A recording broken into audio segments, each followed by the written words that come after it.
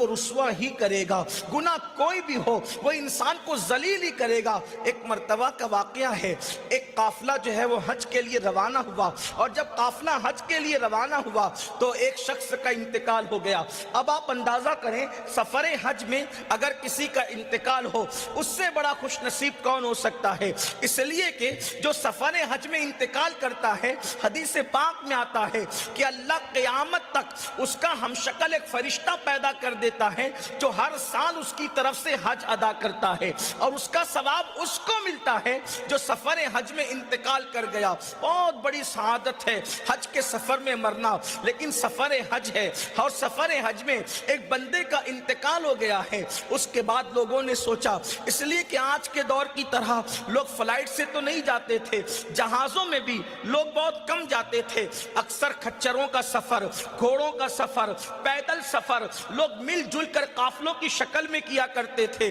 اب چونکہ مکہ دور تھا، مکہ المکرمہ دور ہونے کی وجہ سے وہ لوگ سوچتے ہیں کہ چلو یہیں پر قبر کھود کر کے اس بندے کو دفن کر دیتے ہیں اور پھر اپنا سفر آگے بڑھا لیتے ہیں۔ جیسے انہوں نے قبر کھودی، اس میں بڑے بڑے سانپ اور اژدہے نظر آئے، انہوں نے قبر وہاں پر چھوڑ دی۔ اس کے بعد دوسری جگہ قبر کھودی، وہاں بھی یہی حال ہوا۔ اس کے بعد تیسری جگہ قبر کھودی، وہاں بھی یہی حال ہوا۔ اسی طرح وہ بہت پریشان ہوئے۔ اب لاش کو انہوں نے وہیں رکھا اور ایک بہت بڑے بزرگ کو انہوں نے تلاش کیا۔ جب تلاش کر کے ان سے کہا کہ یہ بندہ حج کے لیے نکلا، سفر حج میں اس کا انتقال ہوا، اب ہم اس کو جہاں دفن کرنا چاہتے ہیں وہاں سے بڑے سانپ اور اژدہے نکل آتے ہیں، تو انہوں نے فرمایا اللہ کی عزت و جلال کی قسم، اگر پوری روئے زمین بھی اس کی قبر کی نیت سے کھودو گے تو وہاں پر یہی ہوگا جو تم نے دیکھا۔ تو کہا اس کی وجہ کیا ہے؟ کہا اس کی وجہ یہ ہے کہ جب یہ ناپ تول کرتا تھا تو ناپ تول کے اندر کمی کیا کرتا تھا، اس لیے سفر حج میں مرنے کے بعد بھی عذاب قبر اس کا انتظار کر رہا ہے۔ میرے پیارے آقا صلی اللہ علیہ وآلہ وسلم کے پیارے دیوانوں، آپ اندازہ فرمائیں گناہ کوئی بھی ہو وہ انسان کو ذلیل ہی کرتا ہے۔ ایک کفن چور نے ایک بزرگ کے ہاتھ پر توبہ کی، اور توبہ کرنے کے بعد جب وہ توبہ کر چکا تو بزرگ نے فرمایا یہ بتاؤ کہ جب تم کفن چور تھے، تم لوگوں کا کفن چراتے تھے، تو یہ بتائیے کہ اس وقت تم نے جب لوگوں کی قبریں کھودی تو کتنوں کی کھودی؟ تو کہا میں نے تو سینکڑوں کی قبریں کھودی اور کفن نکالا۔ تو کہا سچ بتانا تم نے سب مسلمانوں کی کھودی؟ کہا وہ سب کے سب مسلمان تھے۔ کہا کتنے مسلمان تھے جن کی قبروں کے اندر ان کا چہرہ قبلے کی طرف اور کعبے کی طرف تھا؟ اس کفن چور سے اس اللہ کے ولی نے پوچھا اگر آپ دنیا کے اندر اس تصور کے ساتھ رہتے ہیں کہ ہمیں یہاں سے جانا نہیں تو جو چاہو کرو، اور یہ وہ حقیقت ہے کہ دنیا سے جانا ہے، اس کا انکار کافر بھی نہیں کرتے، اس کا انکار منافقین بھی نہیں کرتے۔ دنیا کا کوئی انسان جس کی عقل ہے وہ کبھی نہیں کہے گا کہ دنیا سے نہیں جانا ہے۔ ہر مذہب کے لوگ، ہر مسلک کے لوگ، ہر مکتبہ فکر کے لوگ یہی کہتے ہیں کہ دنیا سے ایک دن جانا ہے۔ اے جانے والوں، اور جب جانے پر یقین ہے، اپنے کندھوں پر کبھی دادا کو اٹھا کر لے گئے، اپنے کندھوں پر کبھی باپ کو اٹھا کر لے گئے، اپنے کندھوں پر کبھی دوست و احباب کو اٹھا کر لے گئے۔ اے سب کو اٹھا کر کندھوں پر لے جانے والوں، ایک دن تمہیں اور مجھے بھی لے جایا جائے گا۔ لیکن سنو سنو اور دل کے کانوں سے سنو، ماں کے پیٹ کی لذتیں اٹھا کر دنیا کے اندر آنے والوں، ایک دن قبر کے پیٹ کی بھی لذت اٹھانی ہوگی۔ اعمال اچھے ہیں تو ٹھیک ہے، ورنہ حال کیا ہوگا؟ اس قبر میں اے-سی نہیں ہے، اس قبر میں اللہ اکبر لائٹ نہیں ہے، اس قبر میں بستر نہیں ہے، اس قبر میں اجالا نہیں ہے۔ یہ کہانی قصہ نہیں، ابھی آج ہی کے دن کی بات لے لو۔ احمد آباد میں ہوں اور اللہ اکبر دوپہر میں جب ظہر کی نماز کے لیے باہر نکلے ہیں تو اللہ اللہ حالت یہ ہوئی، بلکہ عصر کی نماز کا حال بھی یہی تھا، اور ابھی بھی گرم ہوائیں چل رہی ہے، حالانکہ سورج غروب ہونے کو گھنٹوں ہو چکے۔ میں سوچتا ہوں یا اللہ، جب دنیا کی گرمی کا یہ عالم ہے تو قبر کی گرمی کا عالم کیا ہوگا؟ نہ وہاں پنکھے ہیں، نہ وہاں لائٹ ہے، نہ وہاں اے-سی ہے۔ قبر ٹھنڈی ہوگی کس کی؟ تمہارے خوبصورت چہروں کو دیکھ کر قبر ٹھنڈی نہیں ہوگی، تمہارا نسب دیکھ کر قبریں ٹھنڈی نہیں ٹھنڈی ہوگی, تمہاری ڈگریاں دیکھ کر قبر ٹھنڈی نہیں ہوگی.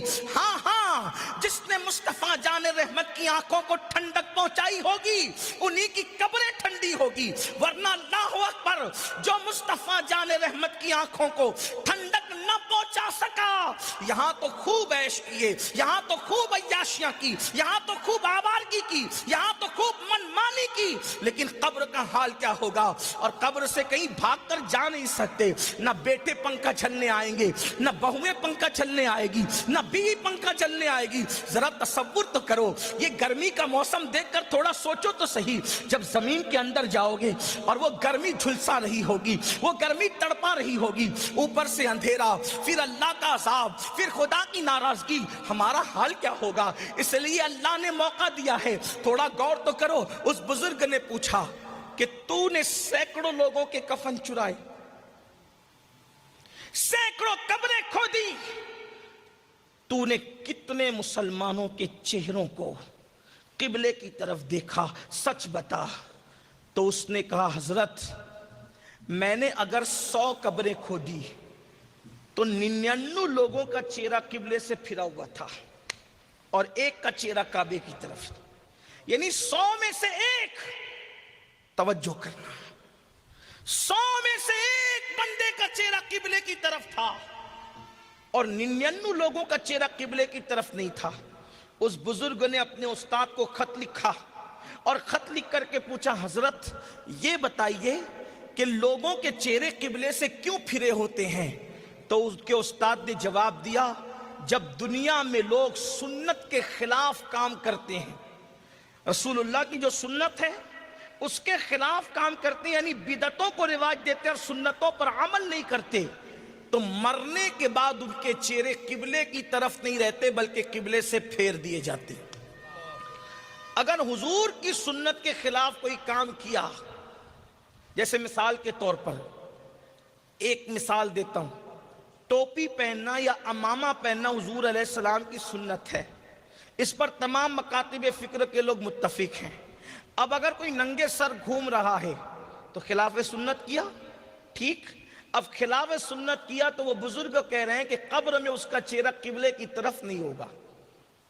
اب سوچیں, مرنے کے بعد اس کا منہ قبلے کی طرف نہیں ہوگا. اب اور بھی سنتیں آپ لے لیں, اور سنتیں, بہت ساری سنتیں, آپ کو سب پتہ ہے کہ سنتوں کا تذکرہ کیا کریں, لیکن آپ مجھے بتائیں جو سنت کے خلاف عمل کرے قبر میں اس کا چہرہ قبلے کی طرف نہیں ہوگا. تو وہ لوگ جو زنا کے اڈوں کو آباد کرتے ہیں, وہ لوگ جو گندی فلمیں دیکھتے ہیں, وہ لوگ جو اپنے کانوں میں ایئر فون لگا کر گانے سنتے ہیں, وہ لوگ جو سنت کے خلاف کریں تو ان کے چہرے قبلے کی طرف نہیں, وہ لوگ جو فرض پر بھی عمل نہیں کرتے, رمضان شریف میں ان سے روزے رکھے نہیں جاتے, وہ نماز پڑھنے کے لیے مسجدوں میں نہیں آتے. عورتوں کا حال یہ ہے کہ وہ پردے کو اپنے لیے قید سمجھتی ہے, وہ پردے کو اپنے لیے ظلم سمجھتی ہے, وہ پردے کو اپنے لیے زیادتی سمجھتی ہے, وہ پردے کو معاذ اللہ پتہ نہیں اپنے لیے کیا سمجھتی ہے. میرے پیارے آقا صلی اللہ علیہ وآلہ وسلم کے پیارے دیوانوں, اب سوچو قبر میں ان کا حال کیا ہوگا. اگر آپ یہ سمجھتے ہیں کہ معاذ اللہ دین سچا نہیں, استغفر اللہ, حالانکہ کوئی مسلمان یہ سوچ نہیں سکتا اور یہ باتیں یوں ہی گڑی ہوئی ہیں, تب تو اسلام سے اس کا تعلق نہیں. اور اگر آپ یہ سمجھتے ہیں کہ دین سچا ہے, اسلام سچا ہے, اسلام کی ہر بات صحیح ہے, تو ذرا سوچو نا میرے بھائیوں. اور میں اپنی بہنوں سے بھی پوچھنا چاہتا ہوں, اللہ اکبر, سنت مصطفیٰ کو ترک کیا, رسول اعظم کی سنت کو چھوڑ دیا, تو قبر میں قبلے کی طرف منہ نہیں رہے گا. تو وہ لوگ جو جان بوجھ کر فرائض چھوڑتے ہیں, ہاں ہاں ان کو بار بار نماز کی تلقین کی جاتی ہے, لیکن پھر بھی وہ نماز کے لیے نہیں آتے, مسجدوں کے اندر نہیں آتے. ہاں ہاں مسجدوں کے پڑوس میں تو رہتے ہیں لیکن مسجد کے اندر نہیں آتے, مسجدوں کے ارد گرد تو رہتے ہیں مگر مسجدوں میں نہیں آتے. آپ آپ مجھے بتائیں. اللہ اکبر. ایک میرا دوست مجھ سے کہہ رہا تھا, دیکھا سید صاحب کہ اب مسلمانوں کے گھر پہ بلڈوزر چل رہے ہیں, اب کیا ہوگا؟ میں نے کہا جو کر رہے ہیں وہ غلط کر رہے ہیں, میں ان کی کوئی تائید نہیں کرتا. بلڈوزر چلانے والے کر رہے ہیں, جو بھی کر رہے ہیں غلط کر رہا ہے. کسی کا گھر اجاڑنا اچھی بات نہیں ہے.